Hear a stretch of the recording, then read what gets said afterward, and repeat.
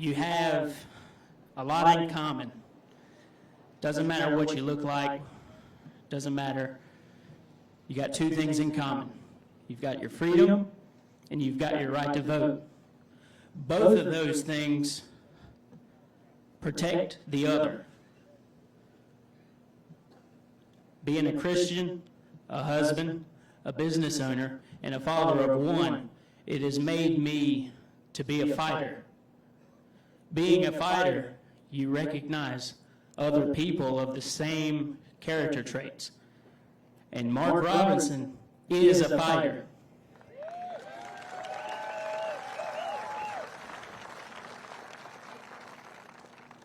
I've witnessed firsthand what happens. Witnessed firsthand what happens when one of those things is come and challenged. Mark Robinson will protect both of those things. However, you have to use your right to vote to make Mark Robinson our next governor of this great state.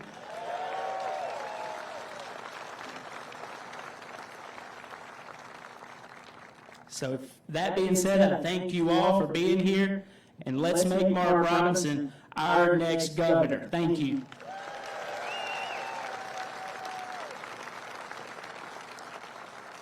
Ladies and gentlemen, please welcome North Carolina's distinguished Republican legislators.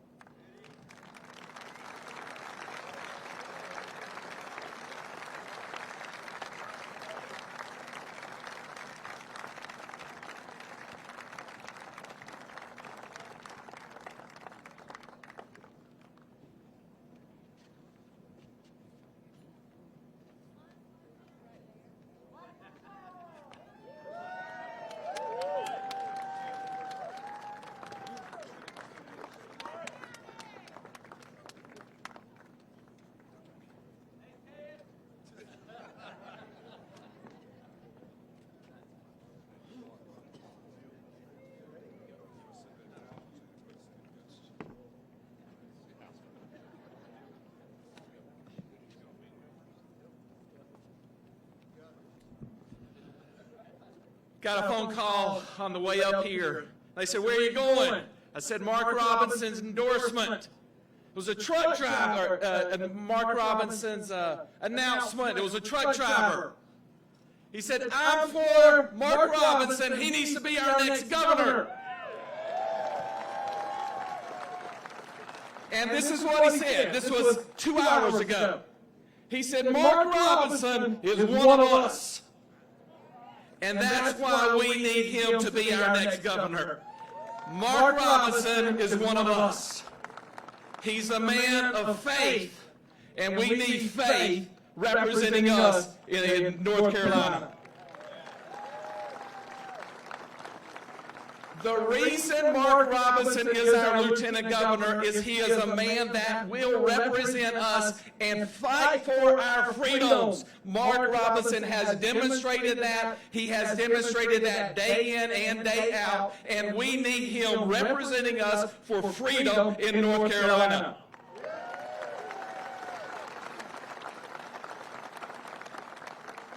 And as we know, Mark Robinson is not afraid to stand up and be bold and be accounted for. And we need someone that will stand up and fight when there needs to be a fight. We in the House, we wholeheartedly endorse and we stand behind our friend, the next governor of the state of North Carolina, Mark Robinson.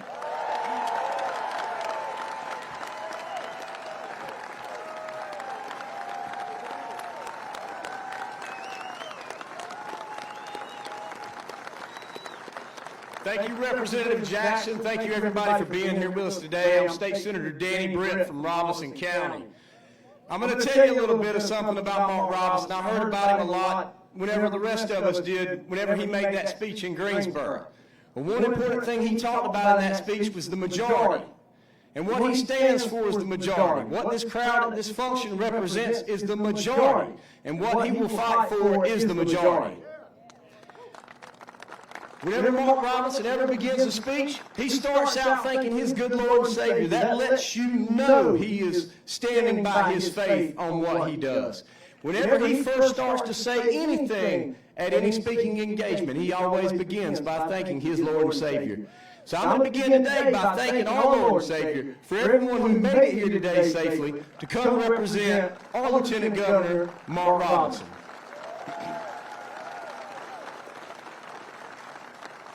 We have had a governor who has not fought for the majority. He has fought for the minority in this state. We have a governor who has locked us down in this state, who has caused many businesses to lose their livelihoods. Mark Robinson would stand up and fight for those individuals. Mark Robinson would not serve as a dictator and king. He would serve as a leader for the majority in the state.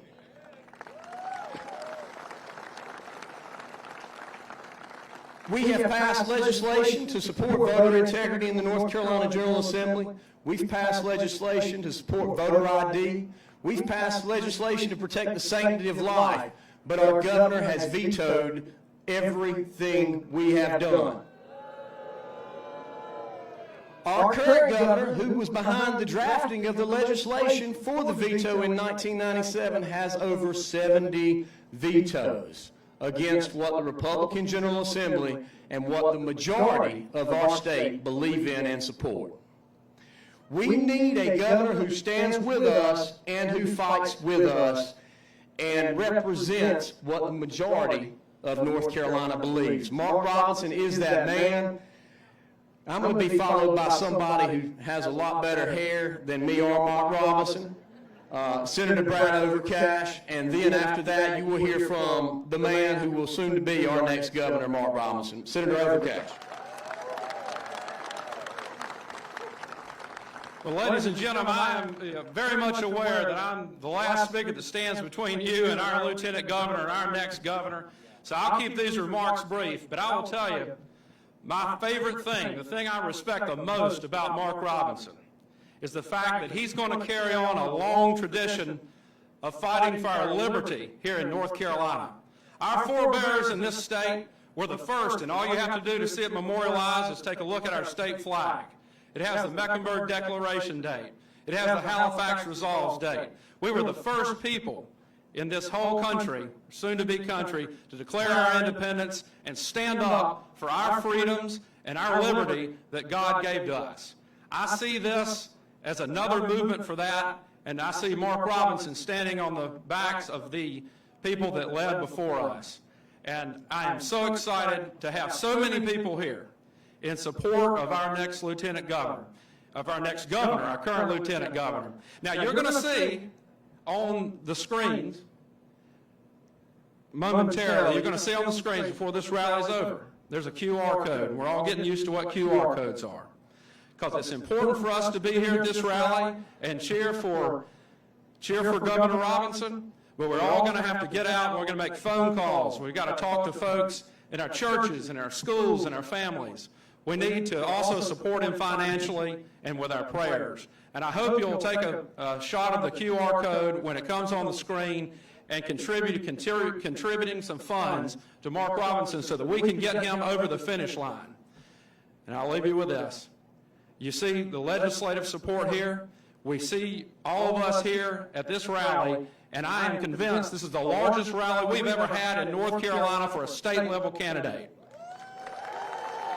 Let's carry this momentum forward. Let's elect Mark Robinson the next governor of North Carolina.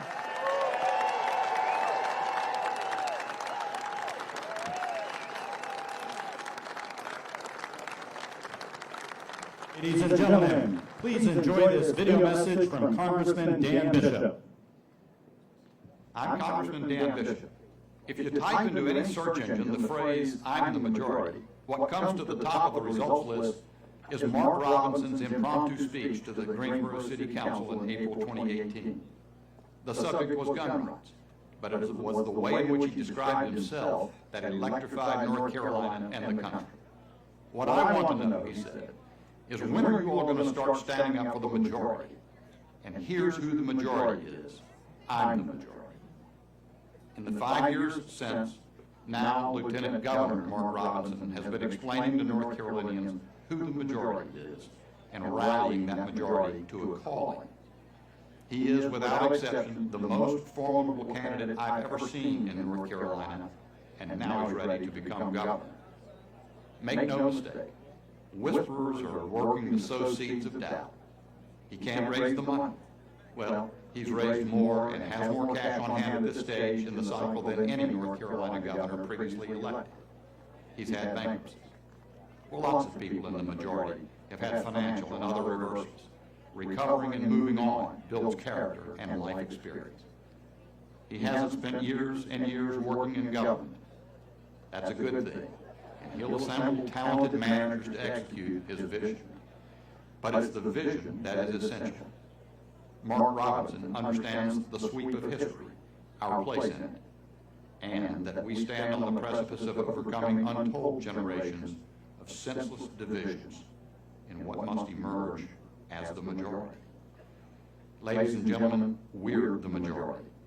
We are North Carolinians who abide by the law, create and raise families, build communities, work on our farms and in our factories, meet budgets, overcome failures, grow prosperity, pay our taxes, serve in and celebrate our military and law enforcement, defend our fundamental constitutional rights, and above all, worship an almighty God of the universe.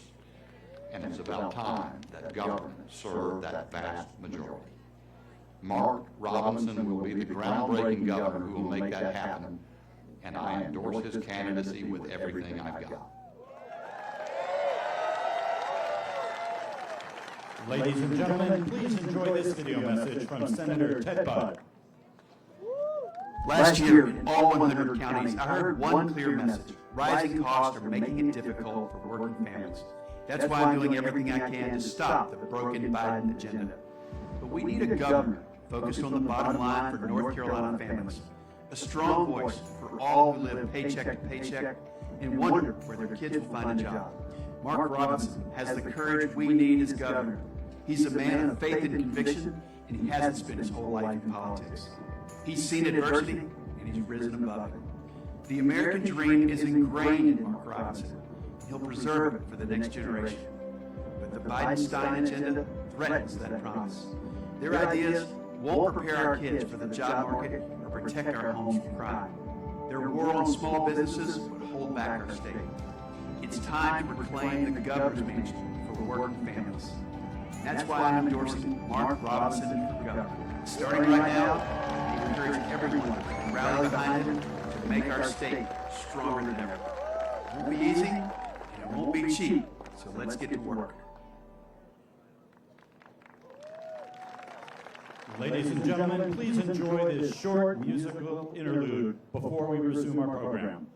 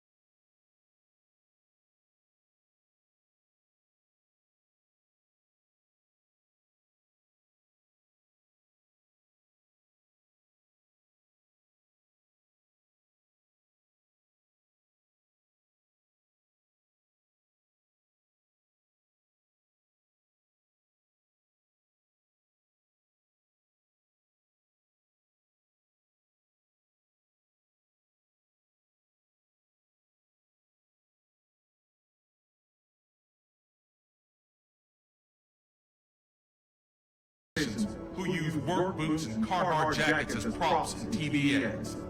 They're just pretending to be one of us. You see, it doesn't take an Ivy League education to understand the problems we're facing. What it takes is somebody with a backbone and a vision, who cares about serving instead of climbing the political ladder. I'm running for governor because we deserve to be represented by someone who's actually lived like us. Someone who wants to serve, not rule. I don't care about the zip code you live in, the size of your paycheck, whether you're black, white, straight, or gay. None of those things should determine your future or your child's future. No one should have to choose between paying for medicine or making a trip to the grocery store. And our streets should be safe, and so should our schools. These issues shouldn't be Republican or Democrat issues.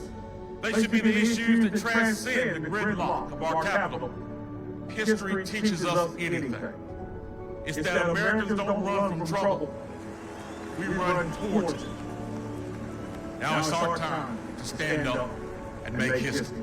So the kids who grew up in uncertainty like I did, that they have a chance to succeed, and that they know that they live in North Carolina, a state where anything is possible.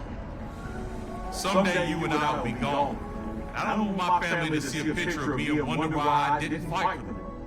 I want my children and grandchildren to know that I did everything I could. That's what I'm fighting for.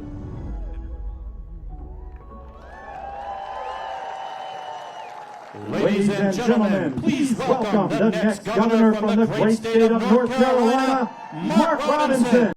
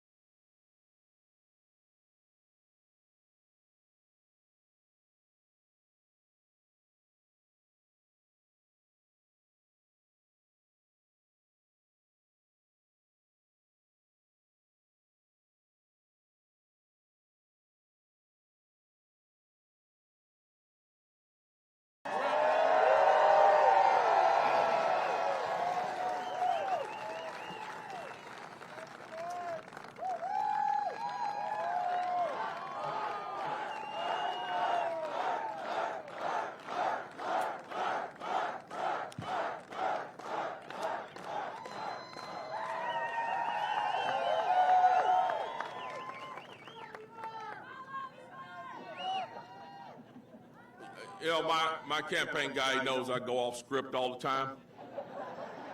I've got this entire speech prepared, but Dan, just turn that teleprompter off. Let's just wing it. Just kidding. I don't want to just give him a heart attack. I'm just trying to give him a heart attack. But I do have to say this, folks. All morning I've had a tough time keeping it together. I've had a tough time keeping it together. You know, I have my detractors, but I really don't care. The reason why I don't care is because I look out across this crowd and I see a cross-section of Americans. Show what America is made of. Show what America wants, what America needs. And I couldn't be prouder than I ever, I'm more proud right now in this moment in North Carolina than I've ever been. So thank you all for being here. We surely appreciate it. Thank you. I'm so honored and humbled to be here with you today on this historic occasion. As always, before I get started, though, I have to thank my Lord and Savior, Jesus Christ. Without him, I would not be here today, and he truly is the reason why we live in this blessed and prosperous land. I also want to thank someone else who, while not as much of a saint as Jesus, is pretty much close because she's put up with me for 33 years. I want to thank my wife. Stand up.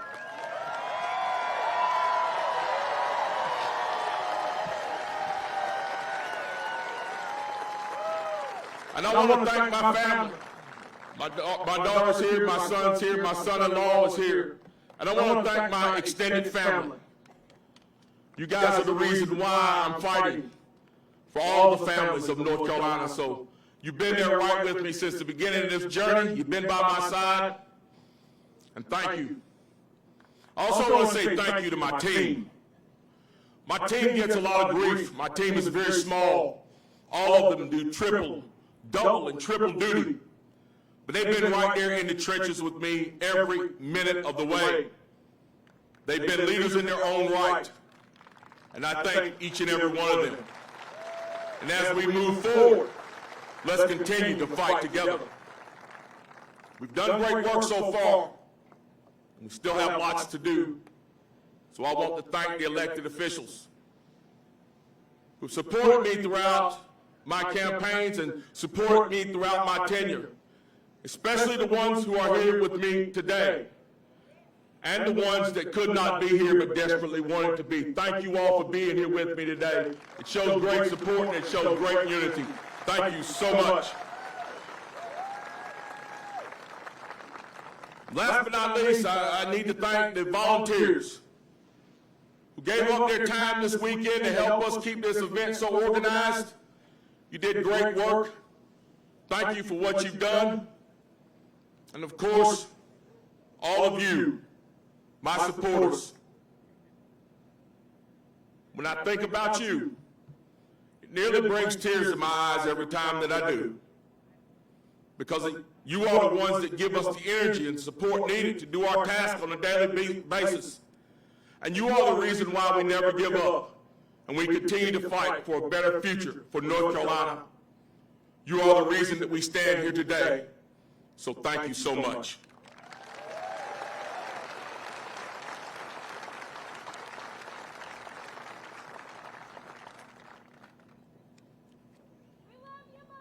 We love you too. So, today, we make it official. I am running for governor of North Carolina.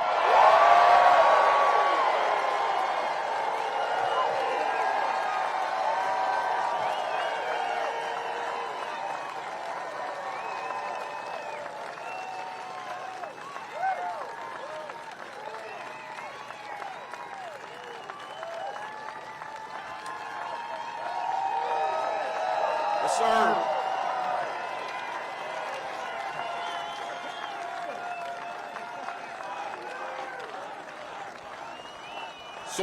So why am I running? I'm running for governor because we, the people of North Carolina, need someone who understands us. We don't need another politician who spent their life climbing the political ladder. We need a public servant, someone who's actually lived through the struggles of everyday North Carolinians. I know what it's like to grow up poor in a household mired by alcoholism, violence, and uncertainty. I know what it's like to lose a job from no fault of your own that you desperately needed. I know what it's like to face financial hardships, to lose your house, your car, to declare bankruptcy. I know what it's like to lay awake at night with that gnawing feeling that keeps you up, wondering how you're going to pay your bills. I know these things because I've lived through them. I grew up as the ninth of 10 children in Greensboro. We lived in a small house on Logan Street. We had very little. My father was an alcoholic who abused my mother. He died when I was in the 5th grade, and when he did, I was terrified. You see, my father had his problems, but he was still my father. He was the sole provider of our household because my mother did not work outside the home. So when he passed, I wasn't sure how we were going to make it. I remember being a child sitting on my bed thinking, where would I be in 5 years? Would I be in a shelter? Would I be in foster care? Would I be separated from my brothers and sisters? I couldn't answer those questions. It didn't take me long to find out. A few days after my father died, a friend of my mom's came by. She explained to my mom that now that she had a dead husband and 5 children at home, she could relax and kick up her feet, because now the government would step in and take care of everything. My mother told me this story. She said as soon as her friend left, she knew exactly what she was going to do, and she did it. My mother walked across the street to the local university and got a job as a custodian. She had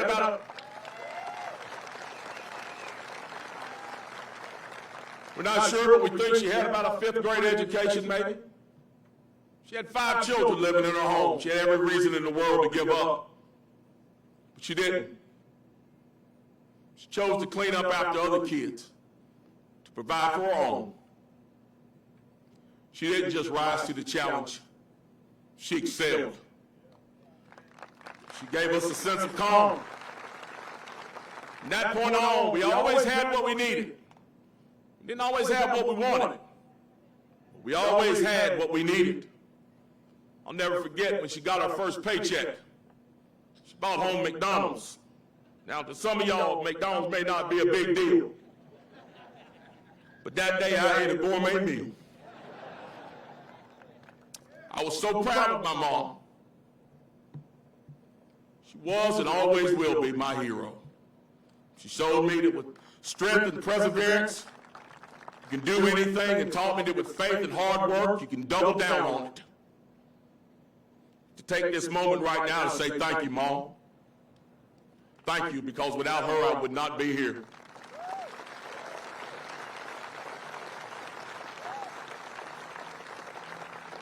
Those early years of hardship were just the beginning of my struggles. My wife and I have endured a lot. I lost not 1 but 2 jobs due to NAFTA. We lost a home, cars. We were forced into bankruptcy. I remember lying awake at night questioning how much of a man I was, and how I was going to pay my bills, and a million other questions that floated through my mind. Things that could have caused me to give up.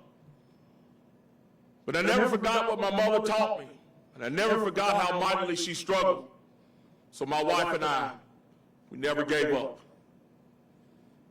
Today, my wife of over 30 years and I have 2 incredible children and 2 amazing grandchildren. I stand before you now as the first black lieutenant governor of North Carolina, and that is a testament that anything in our state and nation is possible.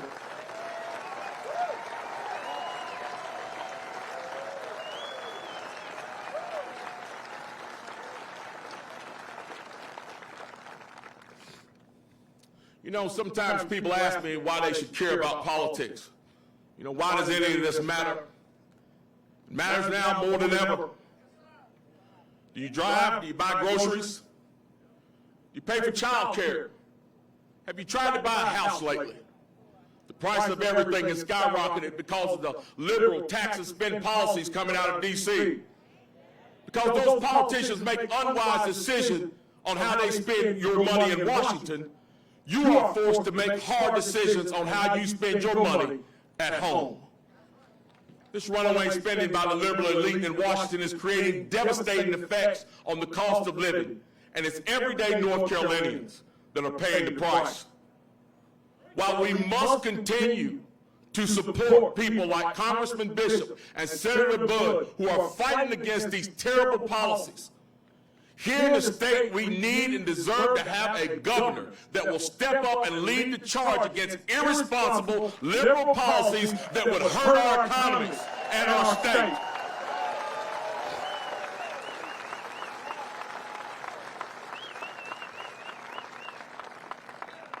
You know, government should work hand in hand with business to promote success, not attack it.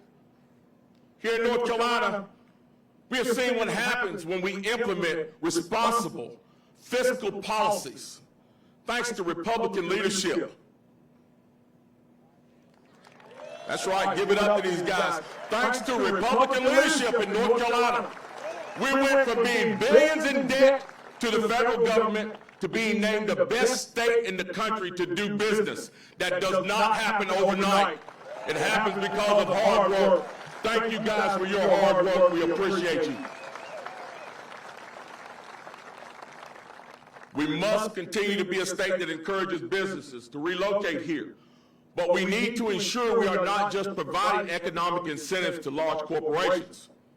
We must continue lowering taxes for everyone, not just for the benefit of those on Wall Street, but for the benefit of those on your street, so that hardworking North Carolinians have more money in their pockets as the prices of goods and services continue to rise under this terrible administration. We have an opportunity in the state to build an economy that works for everyone, regardless of where you live or what background you come from. From Murphy to Manio, we need to invest in the talented people in our communities. If we want people to be able to find success wherever they are. But it's hard to do that when you don't have the tools you need in order to make it happen. Whether you live in an urban area or a rural area in the state, I have no doubt that you've experienced challenges with our infrastructure. Whether it's sitting in standstill traffic, going across a bridge that needs repair, or dealing with problems related to beaches and waterways, or the lack of high-speed internet. These problems that everyone deals with on a daily basis without addressing them, our state will fall behind the people, and the people of this state will struggle. But fixing our infrastructure itself is not enough to ensure that everyone in every part of the state has opportunities. We must also make sure that people have the skills that allow them to take advantage of the opportunities as they come. A key piece of this is something that is near and dear to my heart, and that's developing our workforce. Thanks to our university system, we have created a strong pipeline of talent that allows companies to move here and hire here. And while this has been a tremendous boon in areas like the Research Triangle, we must again make sure that we are creating opportunities everywhere and for everyone. This means investing in programs to provide technical training to those who want it.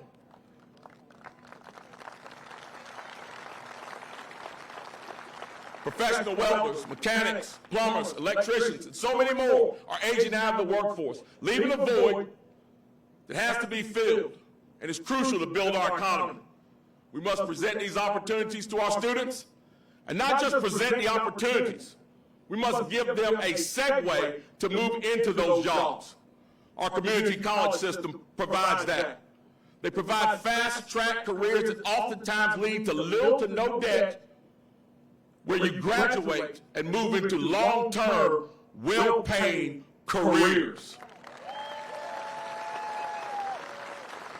We have got to undo the narrative that the only way to success is through a four-year university degree.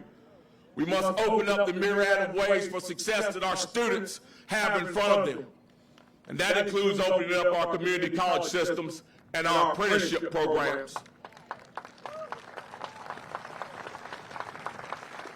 One of the things we've been most proud of since being in office is we secured $12 million for those apprenticeships programs in North Carolina. It's a great start, but we can do so much more.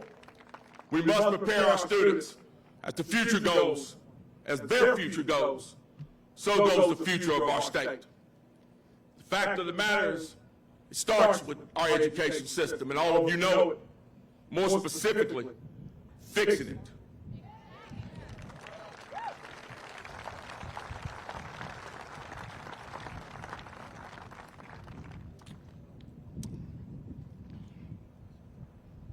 Education is the reason I ran for lieutenant governor. There are many issues in our education system that we need to talk about fixing, but before I do, let me say this first and foremost. I want to make this abundantly clear. With very few exceptions, teachers are doing incredible work in this state. Our students are doing incredible work in this state. Parents are doing incredible work in this state. The vast majority of our parents, teachers, and students have nothing to do with the failing of our education system. That failing can be placed directly on the bloated bureaucratic system that is ineffective and does not serve the parents, teachers, and students, but instead serves itself. That has got to stop.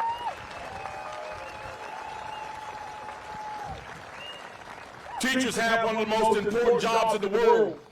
They literally hold the future in their hands, and they don't get the respect they deserve. We need to give them that respect.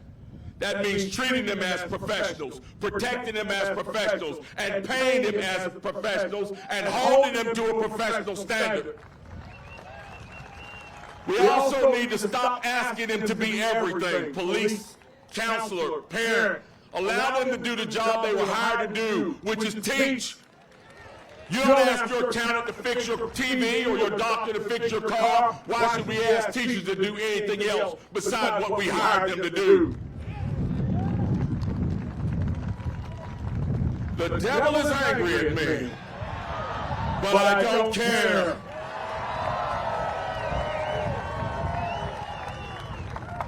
They should be able to do their jobs without distraction and without fear. What fear do you have? Fear of violence. No doubt you have seen the videos of teachers being assaulted, verbally, physically, circulating on social media. What you might not know is that oftentimes those folks are right back in the classroom the next day.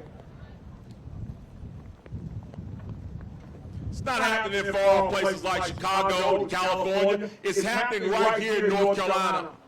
During last year, we saw far too many assaults right here in North Carolina on our teachers. It has got to stop. It's unacceptable. We must keep our teachers and our students safe. After 9/11, we went through great pains to keep our airport safe and our airliners safe. And we got the job done, and we did it. We've watched tragedy after tragedy in our school, and we've done nothing but talk and talk and talk. These tragedies continue because we don't tackle the essential problem, which is protecting our schools from those who would do our children harm. We have a lot of talent in our state, and it's inexcusable that we have not already solved this issue. We can and we must create a learning environment that is not only safe, but also comfortable for our students to learn in and our teachers to teach in. We also need to be sure that our students are being prepared for their future. There's absolutely no reasons that teachers should be pushing personal or political agendas in the classroom. It's simple. Parents should teach children about right and wrong and complicated issues. A teacher should be teaching academics. We need to teach our students how to think, not what to think. And that starts with the basics of reading, writing, and mathematics, so that they have a proper foundation before moving into more advanced subjects. Having a strong economy and education system are extremely important for building a state we can be proud of, but they're not the only issues we must address. I want North Carolina to be a destination state for life, so that folks can retire here, be born here, and you can raise families here. I made it clear about how my faith plays a role in how I feel about abortion, and you all know how I feel about abortion. But I want to make my position clear. We need to do things to ensure that North Carolina is known as a destination state for life. We need common sense legislation to prevent abortions after a heartbeat is detected. But the mission doesn't end there. We need to make sure that young mothers and young couples who are facing the hardest decision of their life know that they have resources available to help them through those trying times. We need to address the child care issue, the foster care system, and our adoption system. We need to address these issues so we build a culture of life in North Carolina, where people feel secure in raising their families and are alleviated from many of the fears that drive them to the abortion clinics in the first place. A key component of creating this culture of life is changing the culture around public safety. Families want to feel safe in their homes. This can't happen when law enforcement officers are demonized, vilified, and mocked. This is not only harmful, but it's deadly. It encourages criminals to be brazen in their actions. And it causes good men and women not to want to join the ranks of law enforcement. Law enforcement agencies across the state are struggling to fill their ranks and hold on to those that they already have employed. Why is this happening? It's happening because far too many elected officials refuse to stand with law enforcement. They would rather kowtow and run from the media than stand in front of those cameras and declare that we are here to stand up for the men and women in blue who protect us day in and day out, who are willing to go off into the nighttime to fight the drug dealers and the gangbangers and those who would do us harm. And we're here to stand up against those false narratives. And we won't bow down to them. And we won't relent because we know the truth. And the truth is this: without our police, we have no civil society. And we must stand arm in arm with those men and women and ensure that it happens because they're essential to the element of public safety. And finally, if we're going to be a destination state for life, we need to make North Carolina the gold standard for veterans care in this nation. And that means more than just paying them lip service. We need to make sure the same way we spared no expense in sending them off to war, that we spare no expense when they come home and need our help. You know, these issues are just some of the many that we need to address. And part of a larger vision that I have for the state. In the future, I will be releasing a platform that gives an outline of the issues that I want to tackle as governor. But while these issues we are facing are obvious, it won't matter if we don't have a leader with a vision and real simple solutions and a backbone to implement them. People are tired of politicians that are more concerned with agendas than they are with the substantive issues that you face. They're tired of excuses and calculated phrases that are meant to sway people with sound bites. They want the politicians to simply do the job. Just do the job you were elected to do. What they want is a public servant. Leaders who are there for the people, not themselves. It's beyond time that we give government back to the people and listen to them. Because the people know what they need. Parents know what they need for their children and their education. Business owners know what they need for their businesses to thrive. Government should provide the protection they need. No more, no less. It's up to the public servant across the state to bring these solutions.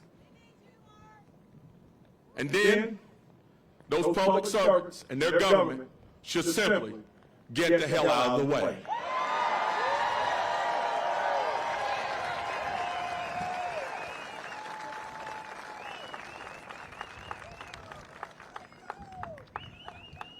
You know, I know the people of this state, and I care about them.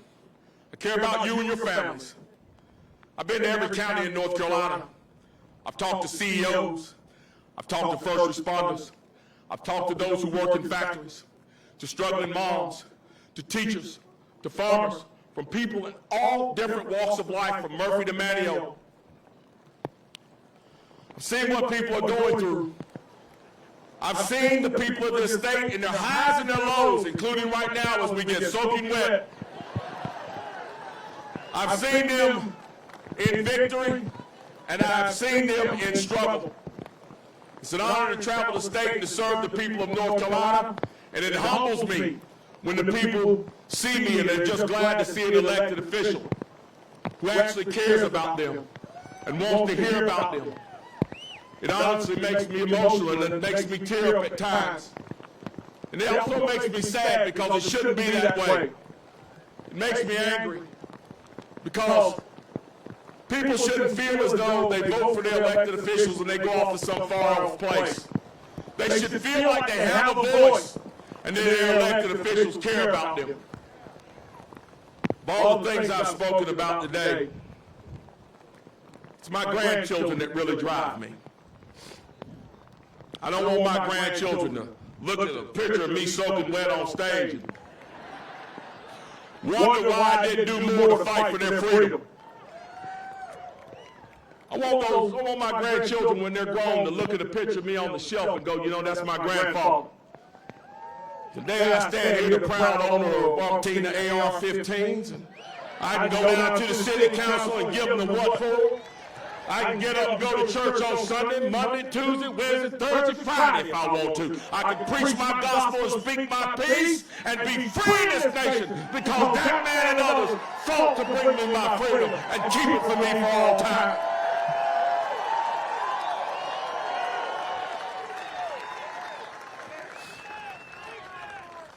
And that's why I'm running for governor. The people of North Carolina deserve a leader that understands their situation and cares about their problems and will fight to address them. Over the coming months, I want the people of North Carolina to get to know me, to know my story, know the vision that I have for this great state. But I can't do it alone. I can't do it without you. People all across the state, all across the political spectrum.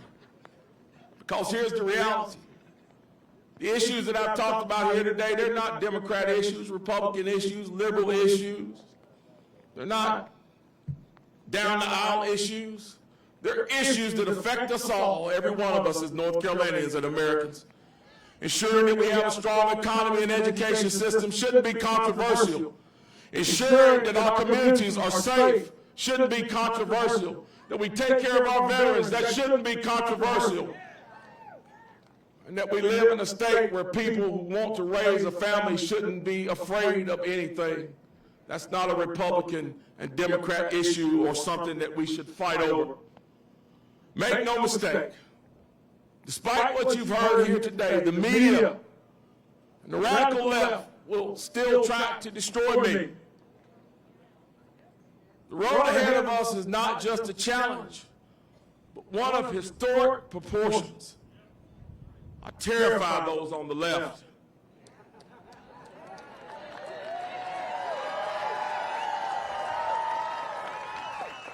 Because I don't fit their narrative. The media despises me because I don't fear you.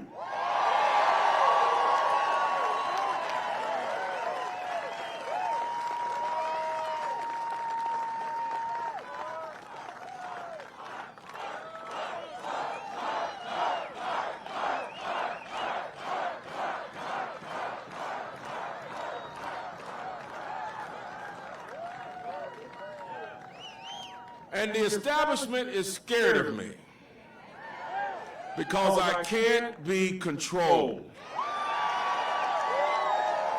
And I won't be tamed.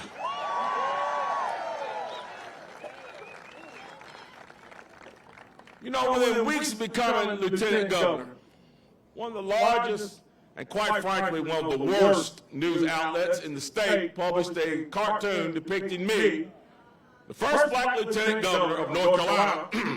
Are you ready for this? As a Ku Klux Klansman. I'm not sure I could make their membership rolls, guys. Missing one key element there, guys. Not for being racist or not for some foul act, but simply challenging the anti-American social studies standards that they were wanting to force on your children. When I called out the sexualization of those children, they called me a bigot. When I shared the story of the regretful decision that my wife and I made many decades ago to have an abortion, they called me a hypocrite. Mark my words, every chance they get, they will call me crazy, unqualified, hateful, a hypocrite. Just about any and everything else they can throw at me. Every headline will be accompanied with a picture of me looking angry. And while it'll be my name on the headline, in the attack ads, and in the media, what they really mean is that they despise someone like me, someone like you, who hasn't spent their lives climbing that political ladder and should not hold the highest office in the state. They're saying that someone who has struggled, someone who's made mistakes, someone who didn't come from the perfect families. That sound like some people in here, maybe? Someone who's not part of the elites shouldn't have the nerve to run to be the governor of this state, because they'll tell me I'm not fit, but what they really mean is you're not fit. And to me, that's an affront. Well, let me say something to that. We aren't going anywhere. Dwayne didn't run me away, and you can't either. They have spent the last 2 years trying to take me out, and that's nothing compared to what's coming. They must destroy me not because of who I am, but because of what I represent. And that's the American dream. And it is alive and well. And opportunities still exist in this state for everyone. And that we, the people, deserve to be represented by someone who has lived like we have. I was supposed to be aborted. I was supposed to be crushed by racism as a black man in the South. I was supposed to lose my election for lieutenant governor. Now here I stand, the first black lieutenant governor of North Carolina. I now hold the second highest office in the state. I'm a man who just last year finished his undergrad degree in history after starting it 30 years ago.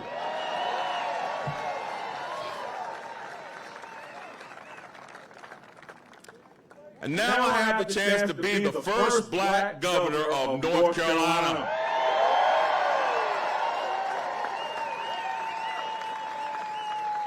More importantly, I have a chance to be a symbol to others in humble beginnings that despite what anyone else may tell you, you can achieve anything. Your goals, you can succeed, you can overcome, and you can attain the American dream. Guys, this is our time. This is our place. This is our state. Let's do this! God bless you all, and God bless the great state of North Carolina.